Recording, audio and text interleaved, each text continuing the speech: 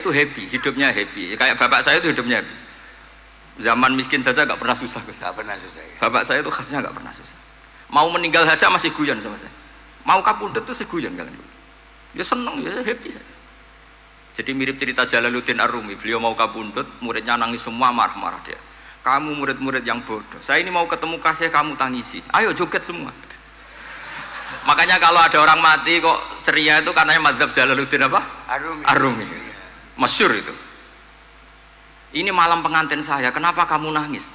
Makanya jadi mitos kalau mimpi jadi manten tuh mau mati. Karena kalau Jalaluddin Rumi istilahkan kematian itu adalah pengantin. Umar bin Abdul Aziz, salah satu khomisul khulafa masyhur itu. Ketika mau kapundhut orang nangis semua juga dia marah. Memangnya saya mau kemana kok kamu tangisi? Ila khairi madhubin ila khairi rahimin, ila arhamir rahimin. Timbang kumpul kon sumpek. Atau mati katanya. Memangnya saya mau kemana kan? Ila khairi madhubin ilah, kedat yang terbaik yang kita tuju. Ini mirip Nabi Yahya.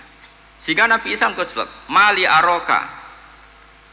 aroka dohikan ka'annaka ta'manu min makrillah. Kamu kok sering senyum, sering guyu, ngakak-ngakak, seakan kan kamu tuh tidak pernah akan kena siksa.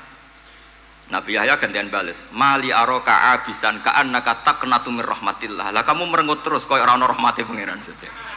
Ini terus jadi madhab antara Abdul Hasan Asyadzili dan Sayyid Abdullah Al-Haddad. Sayyid Abdullah Al-Haddad juga diikuti banyak kiai. Itu kalau habis sholat itu masih susah, diterima enggak, sholat kita makbulah apa enggak, puasa kita makbul apa enggak, sujud kita makbul apa enggak. Tapi kalau Abdul Hasan Asyadzili, kalau ada orang tanya gitu dimarahin. Sujud kalau ditampi boten ya Sayyid Abdul Hasan Asyadzili, gak usah mikir ngono, ditedir sujud wis luar biasa. Orang geruang ditedir sujud, gak usah mikir ditompo ta ora. Loh iya, ketika kita nanti ketemu Allah, prestasi betul gak pernah sujud itu. Sebagai hamba kita bangga pernah sujud, terus gak penting ditompo ta ora. Bahkan kalau anak-anak muda ini kepengen ditompo niate elek. Ditompo digajar pangeran terus mlebu swarga terus sama bidadari gitu. Jadi muni ditompo tapi pikirannya sudah ngayal macam-macam. Kalau mazhab Abdul Hasan Asyadzili tidak. Sehingga kitab hikam, kita tahu kitab hikam itu adalah dikarang Ibnu Athaillah As-Sakandari, dia muridnya Abdul Abbas Al-Mursi, dan ini terus muridnya Abdul Hasan apa? Asyadzili. Itu cerminan Syadziliyah murni. Ya saya ulang lagi, itu cerminan Syadziliyah apa? Murni. Sehingga beliau ngendikan masyhur itu, qalilul amali ma'a syuhudil minnah minallah khairun min kasiril amali ma'a ru'yatit taqsir. Jadi amal sedikit tapi yakin itu anugerah Allah, lebih baik beramal banyak tapi masih merasa salah karena ra ono syukure. Makanya bapak saya Gus Ali ana wong abangan gelem salat, gak tahu gak disahno sah terus. Ketika ada orang fikih marah-marah tapi rubah gedang, wes rubah gedang lah, pokoknya sah terus. Pokoknya sah terus. Ini sangat-sangat sadili berarti. Ini penting saya utarakan supaya khazanah kita itu tidak pernah habis. Karena al ulama warasatul anbiya. Nabi tidak dawuh warosati tapi warasatul anbiya. Sehingga semua watak para nabi sebelum Rasulullah Shallallahu Alaihi Wasallam itu semua tercermin pada umatnya Rasulullah Shallallahu Alaihi Wasallam. Cerita paling terkenal tentu Asra Badrin. Tawanan-tawanan perang Badarin mau diapakan? Rasulullah istasyara Abu Bakrin. Terus kata Abu Bakar, itu keluargamu ya Rasulullah. Hum ashiratuka, hum aqaribuka. Ya maafkan saja. Terus ditanya Umar, menurut kamu gimana Umar? Itu kan orang-orang yang ngusir engkau ya Rasulullah. Yang dulu ingin membunuh engkau, sekarang ketangkap ya bunuh, kok repot. Apa kata Rasulullah? Masaluka ya Abu Bakrin kamasali Ibrahim isqala faman tabi'ani fa innahu minni wa man asani fa innaka ghafurur rahim. Sing prestasi ya alhamdulillah, sing ora prestasi semoga-moga pangeran akeh sepurane. Sudah gitu iya cara Gus Ali ya sis ngono kok repot. Wa masaluka ya Umar kamasalin Nuh isqala rabbil la tadzar alal ardi minal kafirina dayara. Sudah habisi saja ning donya kok kafir. Tapi anehnya apa? Rasulullah akhudha bi madzhabi Abi Bakar. Nabi mengambil pendapatnya siapa? Abu Bakar. Karena Nabi kena khitab anit tabi millata Ibrahim apa? Hanif. Akhirnya terus keterusan. Akeh kiai NU nek ana umat salah dibarno nganti ra roh nak salah. Makanya kenangan saya sama Mbah Sal Mahfud karena beliau itu sepupu sama Mbah saya, Kiai Sal itu. Kata Mbah Sal gini, "Hak umpama pantes," kata beliau ini, "umpama pantes, pondok-pondok itu tak sertifikat." Kata. Kenapa, Mbah? Lah ya akeh kiai gondrong muridé kol gondrong kabeh terus kadang rapati salat jare diulang kali jogo. Engko neng kali-kali golek Nabi Khidir gak tau ngaji. Lah ngene ku nak ditakoki afiliasine kok NU gitu. Mau disertifikat, jadi distandarkan. Pokoknya anggere gak ana takribe ya ora NU gitu. Karena nanti kalau nggak disertifikat ini terus khayal-khayal macam-macam ini rata-rata kan afiliasinya juga ngeklaim NU.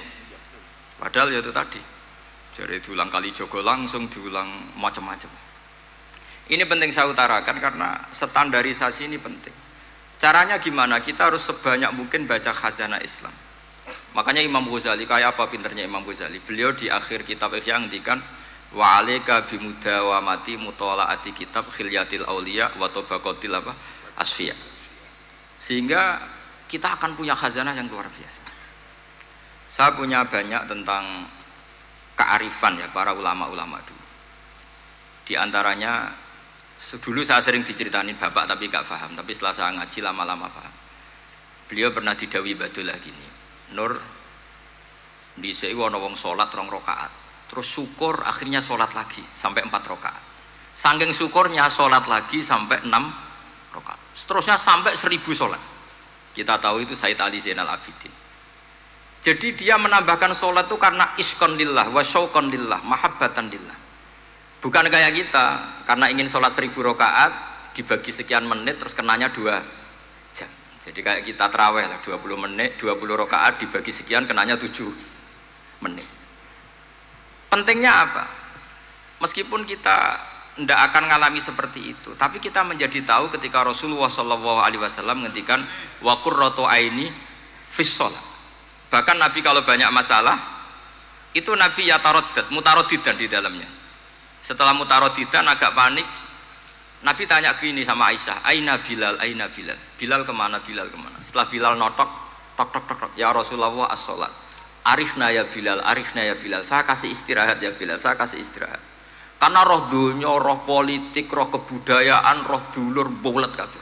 Sing ra bulet mok sitok hubungan ambek Allah Subhanahu wa taala. Maka disebut as-shalat rohatul mukmin. Apa yang terjadi?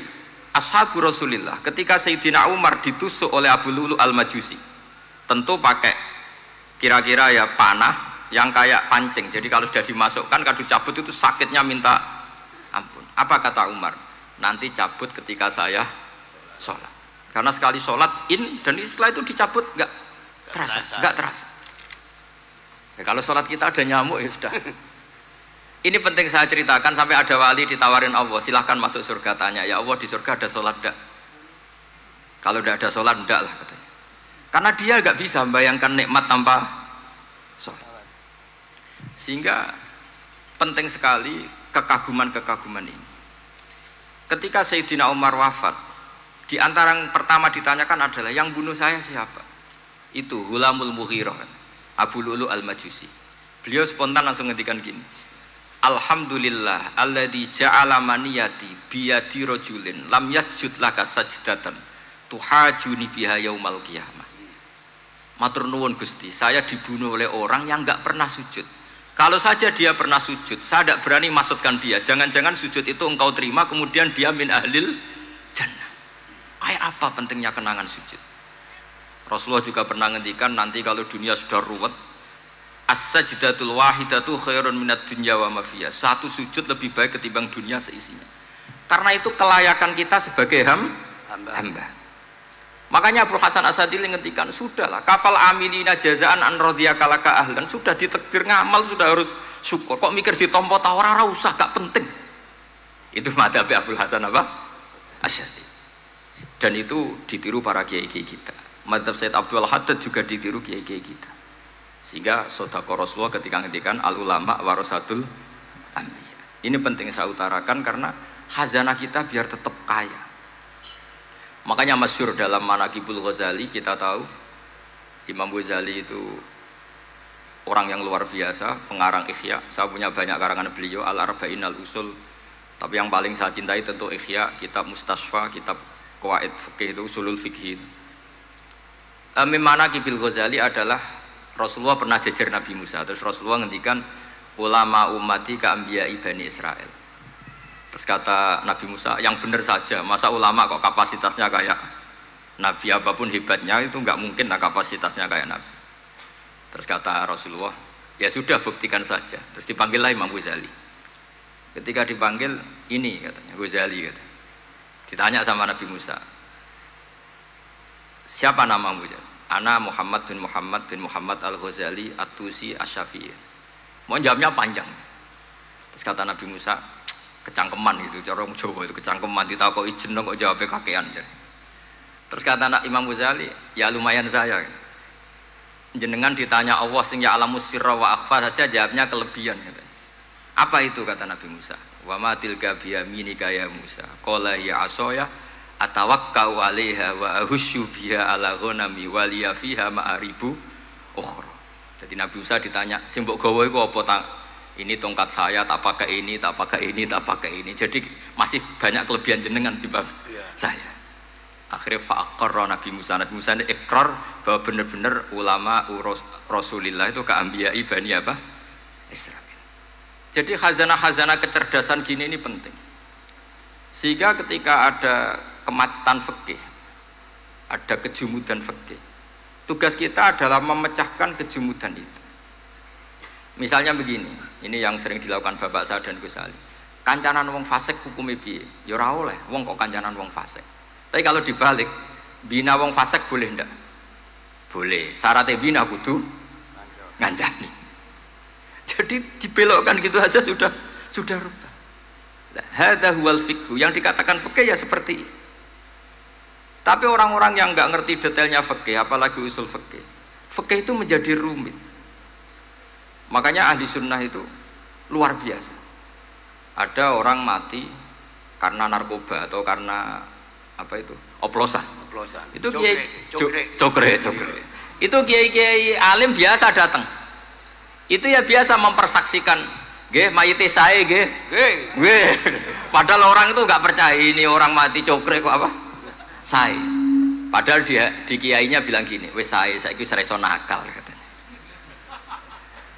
Maksudnya saya sudah mengakhiri semua kenakalannya lewat apa? Lewat kematian tadi. Karena itu doa Rasulullah. Rasulullah itu kalau ngedikan itu luar biasa. Allahumma ij'alil hayata ziyadatan li fi kulli khairin wal mauta rohatan li min kulli syarrin. Ya Allah, jadikan hidup ini ziyadatan li fi kulli khairin. Jadi anggap saja kalau hidup itu berarti potensi tambah baik. Anggap saja kalau mati itu akhir dari segala keburukan. Berarti orang cukri ini mati itu baik apa buruk? Baik, karena dia sudah tidak bisa buruk lagi. Makanya saya. Nah, ini khazanah yang luar biasa. Karena tadi kematian adalah ar-rohah min kulli apa? Syarrin. Nah, ini sesi kedua, mungkin ini tinggal seperempat jam atau setengah jam. Saya ini karena biasa ngomong lama. Saya mau menerangkan kalimat tauhid. Ini penting sekali. Kalimat tauhid itu kata Ibnul Qayyim Al-Jauziyah dalam kitab Zadul Ma'ad. Ini kitab kesayangan Sayyid Abdul Al-Haddad. Sampai beliau ngendikan, ya letani minha iddata nusakhin li uhdiyaha ila tullab. Semoga saya punya naskah banyak yang mau saya hadiahkan ke santri-santri. Saking pentingnya kitab apa Zadul Qayyim. Itu beliau mengartikan la ilaha illallah itu luar biasa. Kalimat ini adalah kalimat super. Allah bikin surga juga demi kalimat ini. Siapa yang menerima kalimat ini maka masuk surga. Yang menolak kalimat ini maka dimasukkan neraka. Kita tahu neraka itu kalau ada batu dicemplungno, itu sampai ke bawah itu nunggu 70 tahun. Kayak apa kedalamannya? Bego siapa saja tidak akan bisa itu bikin apa? Neraka. Karena kalau batu dijatuhkan nunggu 70 tahun itu sampai kok riha. Itu dibikin juga untuk orang yang menolak la ilaha illallah. Kemudian karena manusia butuh latihan, dibikinlah langit dan bumi supaya didiami manusia untuk menerima konsep la ilaha illallah. Karena manusia butuh pelatih, diutuslah para rasul untuk melatih la ilaha illallah. Dan kalimat ini andaikan ada orang kafir 70 tahun, kemudian dia melafadzkan la ilaha illallah Muhammadur Rasulullah, maka semua kekafirannya dihilang. Maka santri-santri yang aswaja ini harus yakin, ia adalah kalimatun dakhala bihal kafiru al-islam. Ini kalimat yang orang kafir 70 tahun saja menjadi muslim. Tapi sekarang banyak gerakan dengan kalimat yang sama malah orang Islam menjadi kafir. Itu kira-kira kelompok aneh napa mboten? Hanya karena la ilaha illallah banyak kelipatok dihukumi kafir. Gara-gara la ilaha illallah bipitung dino diarani kafir. Wong kalimat ini sing kafir wae dadi mukmin. Sekarang dengan kalimat yang sama yang mukmin jadi kafir. Ini apa-apaan? Kira-kira gitu. Cara madzhab ini apa-apaan? Ini penting saya utarakan. Jadi kepastian tauhid. Ngendikane pangeran kul lil ladzina kafaru iyantahu yughfar lahum ma qad salaf. Makanya Abul Hasan Asyadzili ketika nafsirkan fa'lam annahu la ilaha illallah wastaghfir li dzambika walil mu'minina wal itu ai bihadhil kalimah kata beliau. Kamu harus camkan bahwa la ilaha illallah dan setelah itu kamu baru sah istighfar untuk kamu sendiri maupun untuk orang mukmin siapapun, mukmin mukminah. Kita tahu andaikan kita punya keluarga kafirah atau murtadah sah enggak diistighfari? Enggak sah. Tapi sefasik apapun asal dia min ahli tauhid maka sah diistighfari karena fa'lam annahu la ilaha illallah wastaghfir li dzambika walil mu'minin. Jadi sahnya mengistighfarkan orang lain hanya dengan satu syarat yaitu dia min ahli la ilaha illallah Muhammadur Rasulullah. Sehingga dalam cerita-cerita kewalian, dan ini saya percaya cerita ini karena saya pernah menemukan di Musnad Ahmad, saya menemukan di Ithaf syaratnya Ihya, juga di kitabnya Said Muhammad Abu Abdul Farad itu. Dulu itu ada wali yang tukang bikin Istanbul itu. Pernah dengar tuh Istanbul itu yang Quran kecil itu. Kalau sekarang kan dibikin masif, mau 5.000-an. Yeah. Kalau dulu masih asli. Itu Kiai Sarbini itu kayak Mbah Khalil Bangkalan. Jadi karena dia orang penting itu, nak diundang orang itu, ya engkau nak ditakoki pangeran muni rombongan. Jadi kayak Mbah Khalil juga Mesir gitu. Terus ditinggal lagi. Engkau takoki pangeran muni ngenteni Mbah Khalil, ngenteni rombongan. Ya sudah gitu dong. Tapi karena beliau terkenal wali ya. Singkat cerita kalau Sohibul Bait ini nggak terima karena pas 7 hari sampai di sebelah sapi apa-apa ternyata dia tahlilnya sebentar.